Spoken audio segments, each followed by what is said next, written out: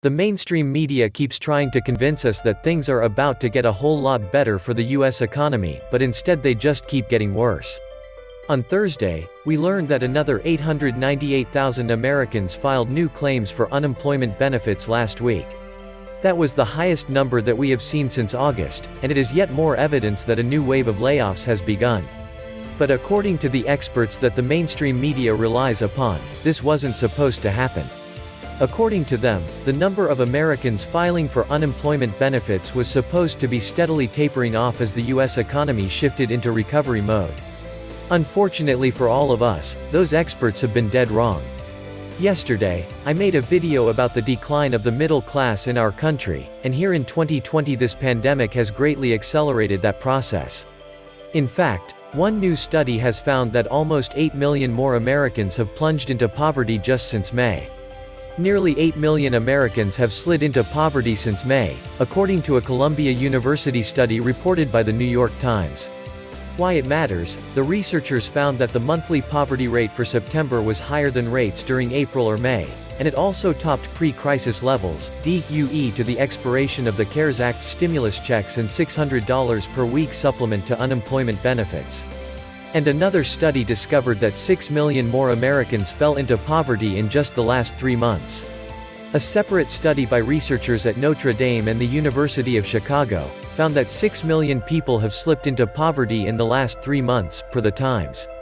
Our hearts should be breaking because of what is going on all over the country right now. Millions upon millions of hard-working people have lost their jobs and can't find new ones. As a result, they have lost the comfortable middle-class lifestyles that they once enjoyed and have now joined the ranks of the poor. But the official government numbers don't look that bad because millions of those people are not even categorized as unemployed. Instead, many of the workers that have lost their jobs during this pandemic have been thrown into a category that is called, not in the labor force. In order to have faith in the official government numbers, you have got to believe that more than 100 million working-age Americans are, not in the labor force, because they don't want to work. It is such a sham. Why don't we just put every single American that is not working into the, not in the labor force, category so that we can have 0.0% unemployment? Wouldn't that be wonderful?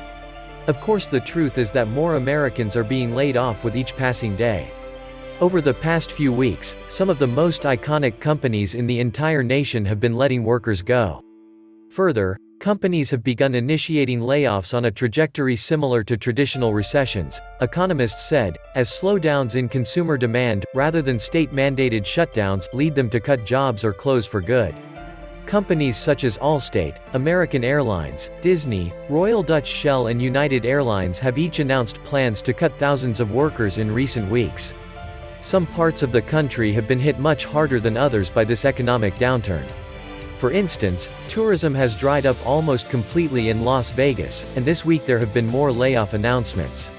The Tropicana Las Vegas has given notice to 828 employees that they are being laid off beginning Thursday, October 15th. And layoffs at 2 Paris Las Vegas restaurants are coming soon as notices have been filed with the state. Mon Ami Gabi intends to lay off 96 employees, and the Eiffel Tower restaurant will lay off 53 employees.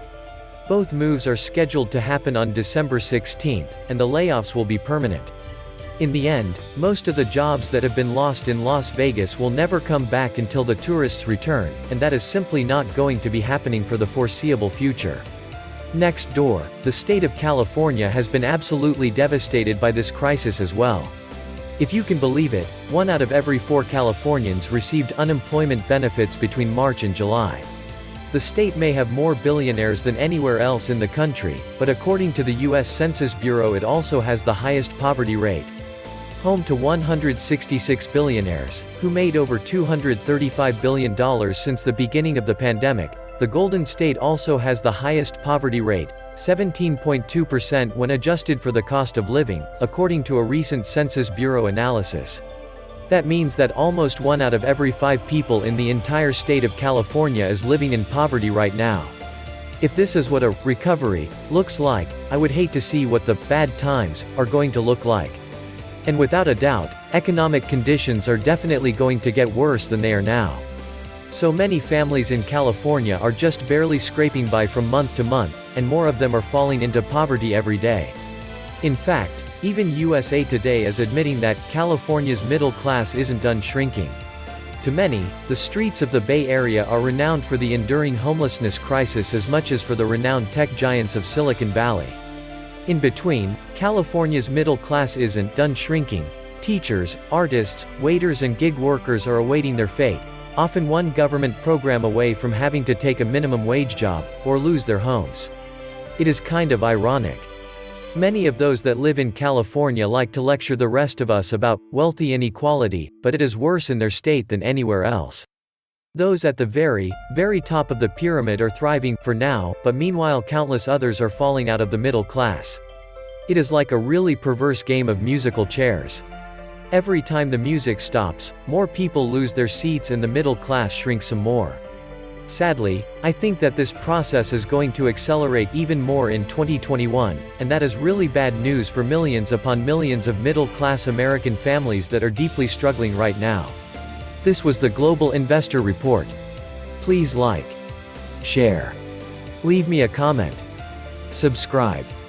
And please take some time to subscribe to my backup channels. I do upload videos there too.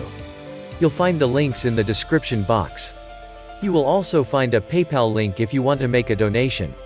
Thank you wholeheartedly to all those of you who have donated. Stay safe and healthy, friends.